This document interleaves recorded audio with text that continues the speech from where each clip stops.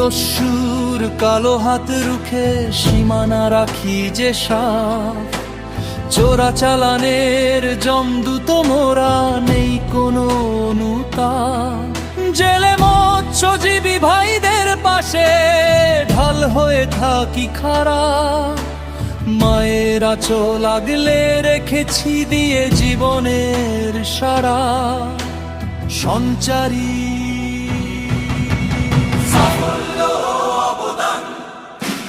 সুন্দরবনের সবুজ মায়ায়, নীল সাগরের কূলে আমাদের এই ত্যাগের পতাকা উড়ছে গগন ছুলে।